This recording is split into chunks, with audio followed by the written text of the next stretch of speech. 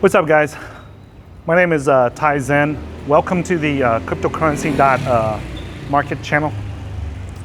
This is a real-world trading, investing, and entrepreneurship channel where we share with you guys what it takes to grow and manage a 7, 8, 9-figure portfolio in the cryptocurrency market. Okay, I'm walking outside right now for some exercise, and this is when I usually do my coaching. I call my students, and if they have questions, this is when I call them back and answer them and stuff like that.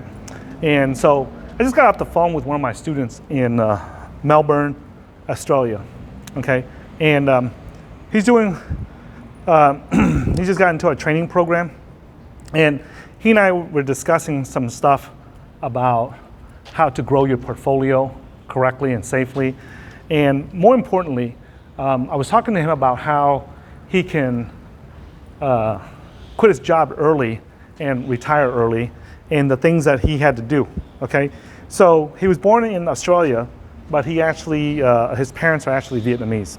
Okay, so I was telling him, hey man, your cost of living in Australia for a family of 4 is going to be about $4,000 or $5,000. It's similar to the U.S., right? And I said, hey, one of the things that you can do to retire early is just by relocating back to Vietnam. And he said, I never thought about that before.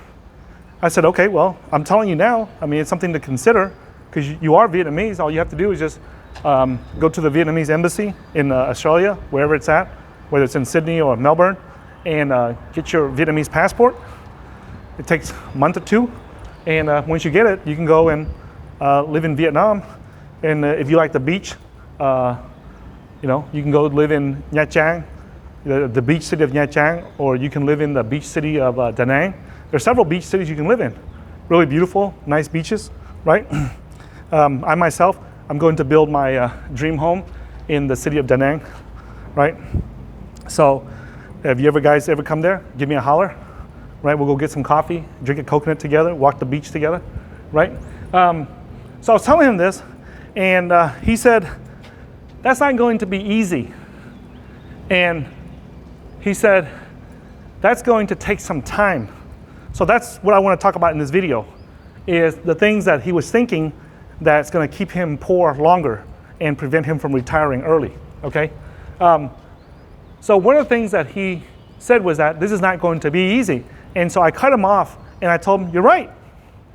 This is not going to be easy to relocate from one country to another. And if you believe that it's not going to be easy, you're right. But at the same time, if you believe that this is going to be easy, right, you're still right. But which belief system is going to serve you? Which belief system is going to help you retire early, okay? And he said, well, if I believe that it's going to be easy, it'll probably help me more. And he said, but it's going to take some time, right? And I said, there you go again. Another negative limiting belief to keep you poor, right? I said, if you believe it's easy, you're right. And if you believe it's not going to be easy, you're still right. What about when you say that it's going to take some time? You're still right. That belief, that's a belief. And he said, yeah, but, and I said, yeah, if you believe that it's going to be easy, right, you're right. If you believe that it's going to be hard, it's going to be difficult, it's going to be a tough task, it's going to take forever, you're still right. But which belief serves you? And I invite you guys to consider this, right? Whenever you say something cannot be done or something is difficult, right? I'll invite you to ask yourself, if you believe like that, is that going to help you achieve your goals? And the answer, in case you don't know it, let me tell you what the answer is. The answer is no. It's not going to help you, okay? When many of you guys know that I came to America as a Vietnamese refugee, right? 36 of us on a goddamn banana boat, and we came to America, right, as a refugee. Me and my older brother were the only ones that went to federal prison in the US for drugs because we lived in a poor ghetto neighborhood in downtown city of Port Arthur in the east of Texas, on the eastern part of the state of Texas. And he and I went to prison. I went to prison for almost 14 years, and he went to prison for a little bit over 30 years, okay? And he just got out last year. And thanks to President Donald Trump for correcting his sentence. We were not supposed to get that much time, right? And President Trump was the only one that had the balls to go up there and correct everyone's sentence, okay? Anyways, he couldn't correct mine because I already finished my time. But if he corrected mine, I would not have done 14 years. I would have probably done like 14 months or 18 months or something like that, okay? But it's neither here or there. It's already done. So it's water under the bridge, so I can't bitch, cry, and complain about it, okay? But anyways, so all the guys that were coming out of prison, I remember everyone was saying, hey, you know, man, it's gonna be tough, you know, it's gonna be hard to rebuild your life, you know, you don't have a, you know, we don't have a college degree and it's gonna be tough, we have a felony record. That's what all the other prisoners were saying. And I'm like, screw that. You guys believe that. I'm not gonna believe that. Don't put that shit in my head, right? I learned my lesson, I made a mistake, I hung around the wrong people, and this is where it got me. When I get out of prison, I'm gonna go find the right people that know what to do, how to make money legally, and go learn from them. And I'm gonna get back on my feet, and I'm gonna do well for myself, and I'm gonna become a millionaire someday, right? And they said, oh, it's not as easy as you think. Well, no, that's your belief. It's not my belief. Don't put that shit in my head, right? So that's how I got out. You know, people always ask, the most common question I get from everyone that I meet, right, from my viewers and fans and everybody is, Ty, how the hell did you drop out of high school and go to prison for nearly 14 years and then come out and be able to retire after working 11 years, okay? So, because I never had those negative beliefs in my head.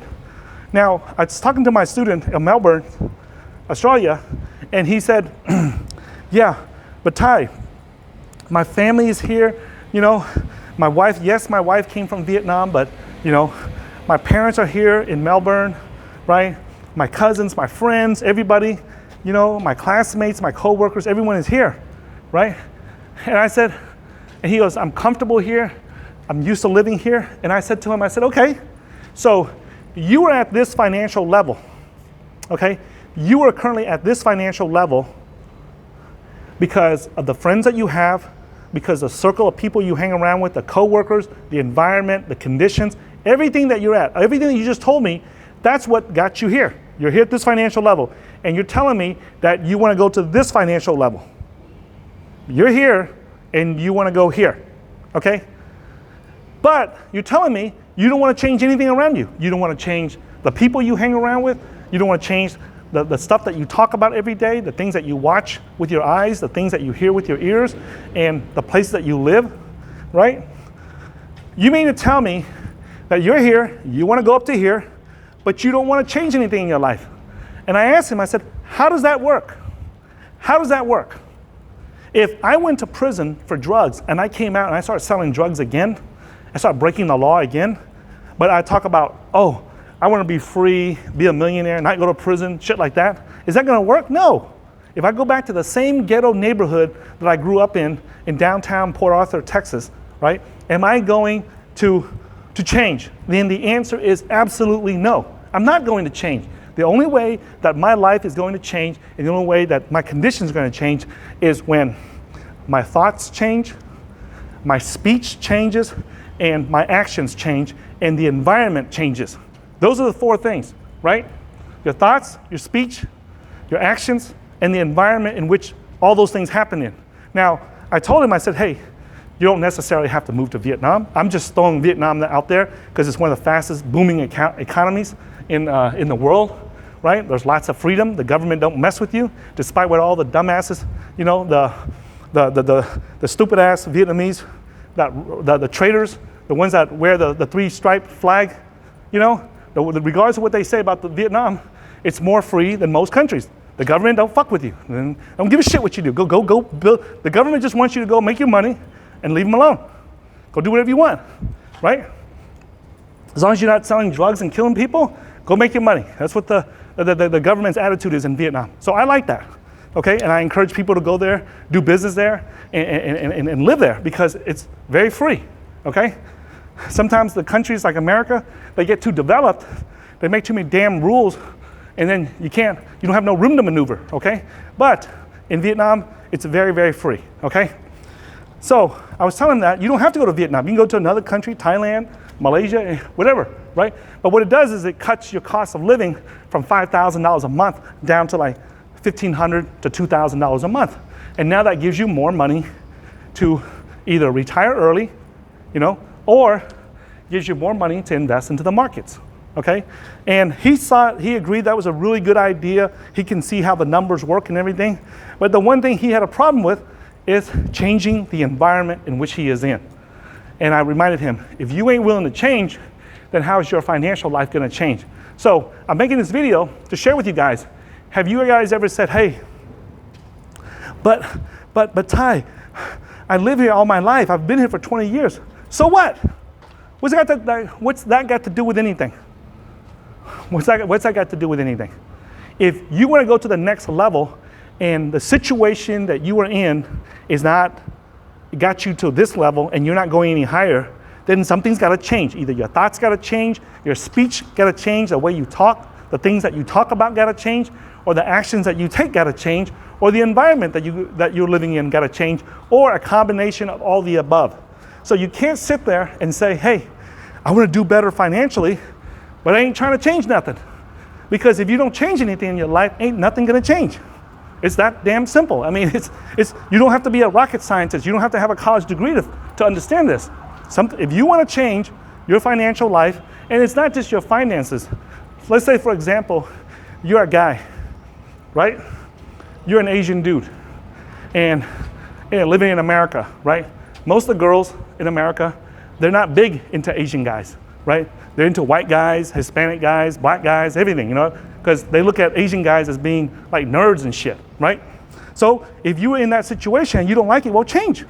Move to China, move to Cambodia, right? Move to Indonesia, move to Malaysia, move to Bangkok. Fucking, 1,000 Asian girls would chase after you, right? The hottest Asian girl in America right now is that you think is a 10, she's probably only like a 2 or a 3 in Asia, okay? You just think she's a 10 because, only like 5% of the US population is Asian. Whereas you come over to Bangkok or something, when you go onto the metro lines and you see the models, the pictures of all the models and shit, it puts all the goddamn Asian girls in America to shame, right? So if that's your problem, then move. Like, I had a black friend, he lived in an all black neighborhood, and he wants to date a white girl. I said, well, if you live in a black neighborhood where there's no white girls, how the hell are you gonna date a white girl? You gotta move into a white neighborhood where there's, white girls. And not just any white neighborhood, but you gotta move into a white neighborhood where it's acceptable for the white girl to go out with a black guy, right? So you gotta change. If you want something, right, and your environment does not provide it to you, then you have got to change. I don't care if you move from one neighborhood to another, from one street to another street, from one city to another city, one country to another country, you gotta move, okay? So when I first came to America, I was like 6, 7 years old, something like that, after the war between the US and America, right? Oh, by the way, I did not know this. I did not know why the US had a Navy base at my fishing village that I grew up. The fishing village that I grew up in only had like 2,000 or 3,000 people. It's called Song Doc in the province of Cà Mau in southern Vietnam. And I never knew why until I came back, and it was really odd to me because I saw like, what's all these fishing boats here? Like, my village is very small, but it has lots of fishing boats compared to the other villages along the coast. And I found out that the reason why there's a lot of fishing boats there is because for some reason, my village has the deepest water ports, okay? And that's why the US had their Navy base there. It was called the Brown Water Navy Base or something like that. Something about the Brown Water Navy, okay? Because the color of the river, because there's so much mud coming down, right? Of the Song Doc River. That's why they call it the Brown Water Navy. So that's where they had it stationed, right? That was just a little bit of history, maybe, in case your parents are in the Navy or something, they might recognize it. But that's where I grew up. And now I go back, it's not 2,000 or 3,000 people anymore, it's about 50,000 people. So I call it a village, but it was a village in the 70s. It's not a village anymore today. It's a small town today. So anyways, There is speaking of my small town, there's these couple of people that come to my mom's house in my village, and they rent her front porch to sell noodles, okay? So they're renting my mom's front porch to sell noodles every day, and that's their business, you know? My mom makes a little bit of money from it, right? And they're doing really bad. They're doing really poor, you know? And I tell my mom, I say, hey, you know, I asked my mom, I said, hey, Mom, these people are so poor, you know, like, why don't they move up to Ho Chi Minh City, to the bigger city, and learn a new skill and have a better chance, you know? Because here in our village, there's not much to do to make money. And my mom's response was, well, they've been here all their life. They grew up here. They were born here and they grew up here. Their parents live here. And I said, yeah, but what's that got to do with anything? They're poor. They can't help their parents. At least when they leave, they have a better chance. And they're like, and my mom is like, no, they were born here. They grew up here, so they can't leave. I said, well, that doesn't make sense to me. And so I asked the couple that's renting the front porch from my mom. I said, hey, you guys ever thought about going to Ho Chi Minh City, to the bigger city, and, you know, like, start a new career, learn something new? And they looked at me like I was crazy, like, why would they do that? And they said, we were born here. We live here. Our family's here. Our uncle's here. Our parents are here. And I said, yeah, but you're not making the money you want, right? And they said, yeah, you know? And I said, well, what's going to change? What is going to change? You guys make about $100 a month. What is going to change? Like, what can you imagine could possibly happen in this poor village that's going to allow you to make $200 a month or $300 a month? What? Tell me. And they said, well, if we keep selling the noodles, you know. And I said, yeah, but you're selling the noodles. There's only so many people that buy from you each day. Like, how is that going to get better? Right? And there are days when it's raining and stuff. You made all the noodles, you cooked all the pork and everything, and then it goes bad because nobody's buying that day because of the rain. And then you got to go borrow money to get some more pork and some more noodles, and you got to cook some more.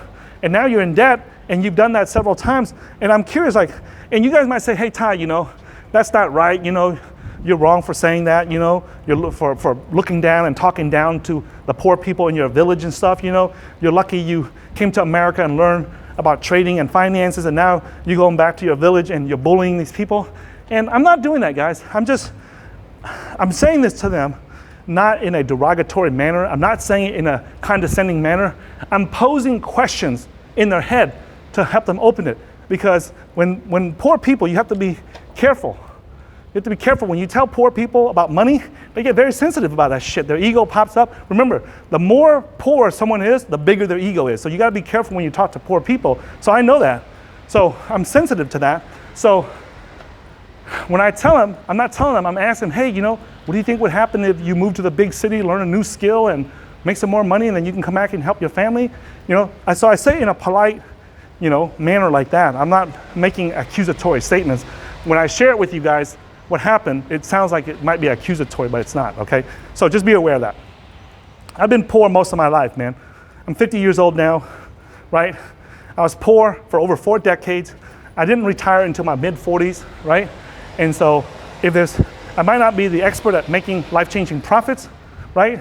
But I am an expert at being in poverty for several decades, okay? So trust me, when I see poor people, I know poor people when I see it. I know a poor mindset. I know a poverty mindset. I know poverty thoughts, poverty speech, poverty actions, poverty environment. I am a world-renowned expert when it comes to being in poverty because I was in poor for most of my life, okay? So when I say that, I'm saying it to help these people out, not to be derogatory or be condescending towards them.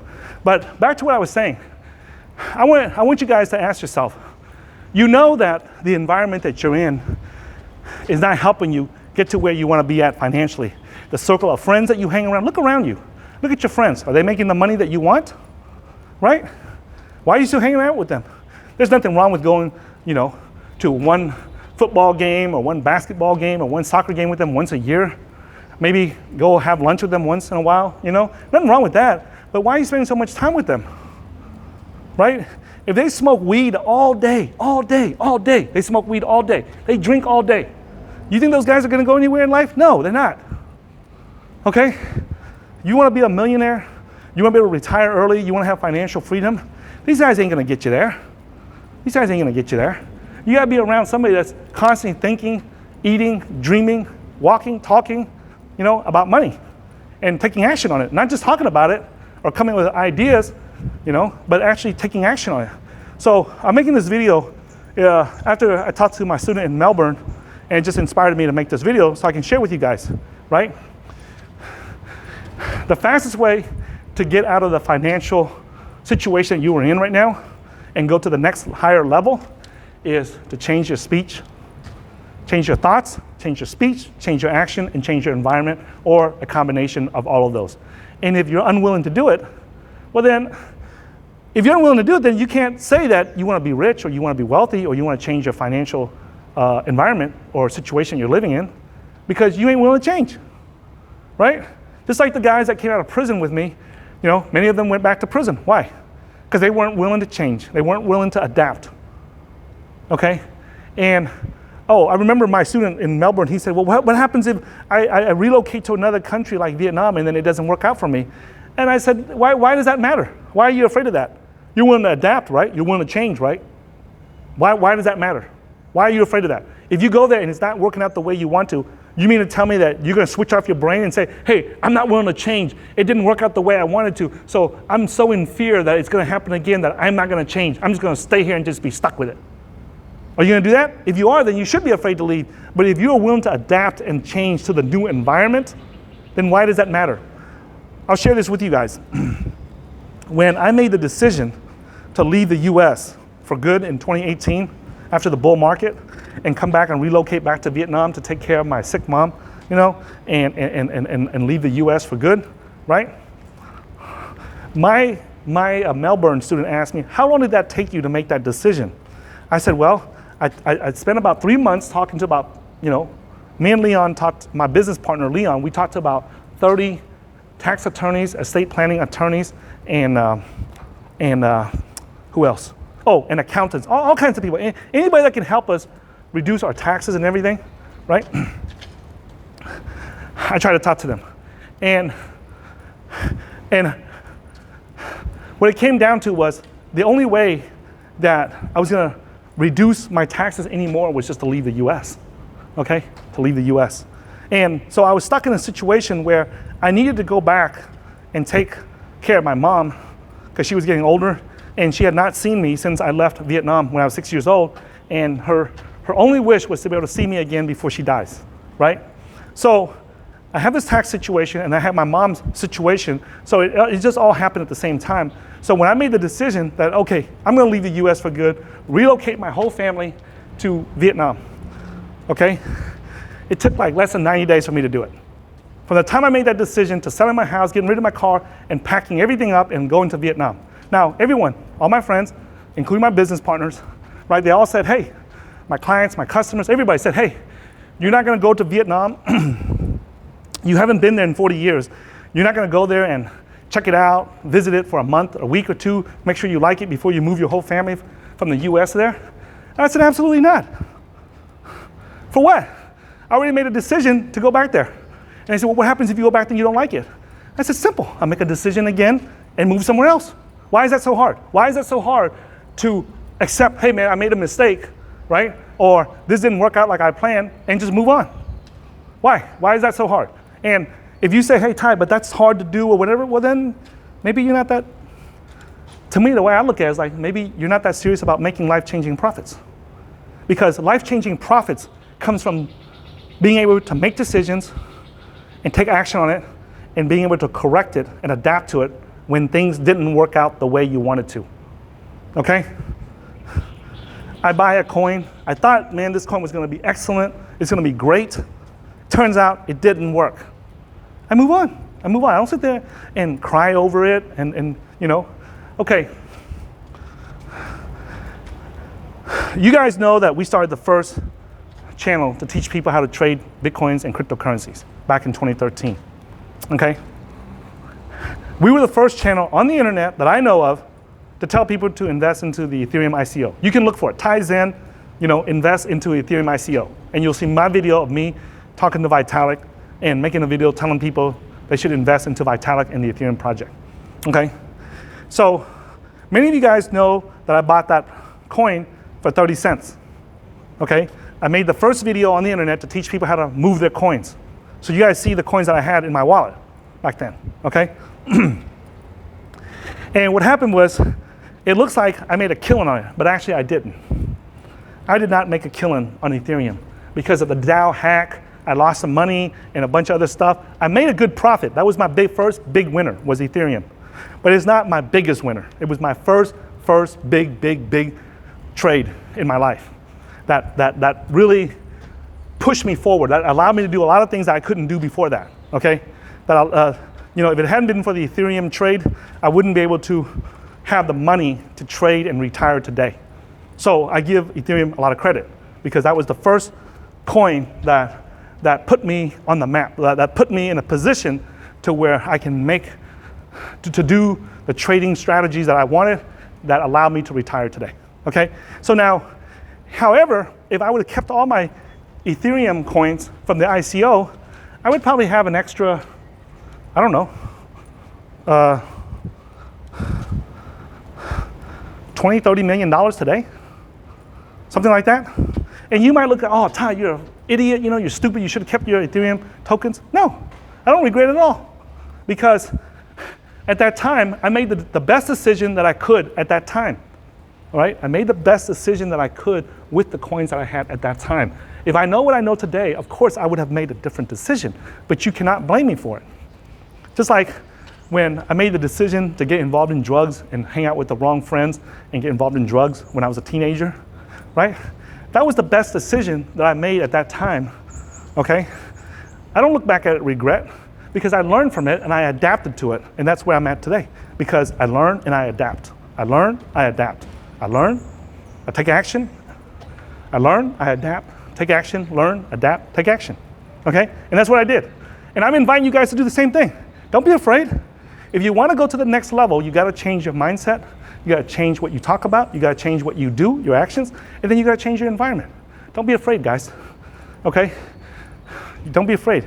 In the hood where I grew up, we have a saying, a scaredy cat ain't never going to become a fat cat, okay? If you get scared, you're scared to make changes in your life, you ain't never going to become a fat cat. You ain't never going to go to the next financial level if you ain't willing to change, right? And so if you say, hey, I'm not willing to change, I'm not willing to relocate, I'm not willing to think differently, I'm not willing to think outside the box, I'm not willing to do a different action, right? I've been going to the same job, working for 40 years, there's no end in sight, I don't know when I'm ever going to retire, and you say, I'm not willing to change that? Well then, you don't deserve to be rich. You don't deserve to have life-changing profits. And you might say, hey, Ty, hey, you were poor before, you lived in poverty before, and now, you're doing well, you made some life-changing profits, and now you want to be condescending or look down to other people that's trying to do the same thing? No, I'm not looking down. I'm not looking down at you or anybody else because you're not doing the same thing. Because if you were doing the same thing, you'd be willing to change. You'd be willing to adapt to your new changing market conditions and the environment that you're in. You would be willing to adapt. So you can't say that you are trying to do the same thing and then turn around saying, hey, I'm not willing to change. I'm not willing to adapt to a new environment. I'm not willing to change my environment so I can do better financially. You can't say that. You don't have the right to say that. And you don't have the right to say, oh, I want to be rich, I want to be a millionaire, I want to drive Lambos, I want 10 girlfriends, I want to live the James Bond lifestyle, You can't say that because you ain't willing to change. You ain't willing to change, right? So, I just made this short video, guys, and just remind you guys, right? A lot of times we think that, oh, I need to find the secret sauce. I need to find the secret technique, the secret investing strategy. I need to find that 1000X coin, right? I need to buy Ty's crypto investing blueprint or attend one of his crypto investing boot camps, and then I'm gonna be stupid rich. I'm gonna make life-changing profits. No, you ain't. You know why? Because as long as you learn it, but you ain't willing to change, you ain't willing to make the changes in your life to allow it to happen, then you're never gonna make life-changing profits.